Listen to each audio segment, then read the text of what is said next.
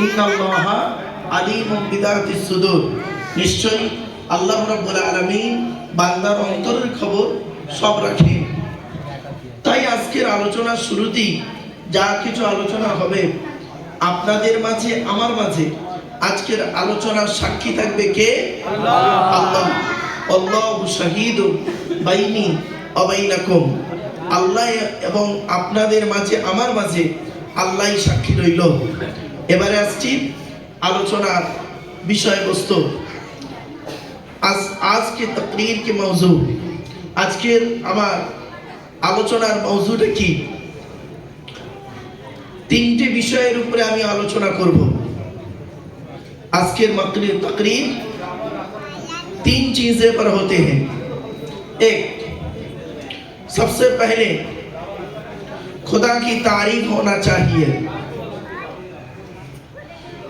सर्वप्रथम আল্লাহর প্রশংসা, আল্লাহর পরিচয় কটা, আল্লাহর বায়োডাটা কটা, এই টোটাল কোরআনে বলা হয়েছে আল্লাহর পরিচয় হলো মাত্র চারটি।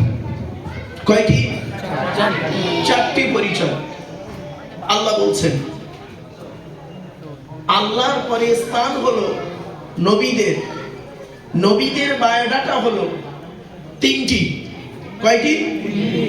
তিনটি। তো আল্লাহর বায়োডাটা চারটি, নবীদের বায়োডাটা তিনটি। আমার আপনার বায়োডাটা হলো মাত্র দুটি, ব্যাস। আল্লাহর বায়োডাটা চারটি, নবীদের বায়োডাটা তিনটি, আমাদের বায়োডাটা হলো দুটি। এই তিনটি বিষয়ের উপরে আমার আজকে আলোচনা। ধীরে স্থিরভাবে বাঙালি ভাইদেরকে আমি অনুরোধ করছি, বাংলা ভাষার মানুষ, বাংলাটা একটু বেশি বলবো, হিন্দিটা একটু কম বলবো। এজন্য আমি আপনাদেরকে অনুরোধ করছি, বোঝার চেষ্টা করবেন। বুঝতে না পারলে আমাকে বলবেন। I will try my best. আমি চেষ্টা করব আমার ভালোটা আপনাদের কাছে তুলে ধরতে। আমার আলোচনার বিষয় হলো তিনটি বলে দিয়েছি, আর আমি এখানে বসে যতক্ষণ আলোচনা করব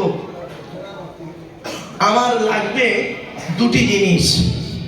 এক নাম্বার, যখন আমি সুবহানাল্লাহ বলতে বলবো তখন আপনারা দয়া করে মেহেরবানি করে সুবহানাল্লাহ জোরে বলতে হবে। পারবেন? ইনশাআল্লাহ। দুই নাম্বার, এখানে বসে বসে गौर से ध्यान से तकरीर सुनना पड़ेगा। এখানে বসে বসে ধীরে স্থির ভাবে বক্তব্যটাকে চিন্তা করবেন। নবী দিবসটা কি? চিৎকার চেঁচামেচি করার নাম নবী দিবস নয়। নবী কে? হু ইজ প্রফেট মুহাম্মদ সাল্লাল্লাহু আলাইহি ওয়াসাল্লাম।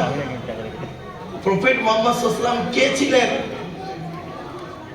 তার সম্পর্কে আমি আপনাদের কাছে টু দি পয়েন্টের উপরে আলোচনা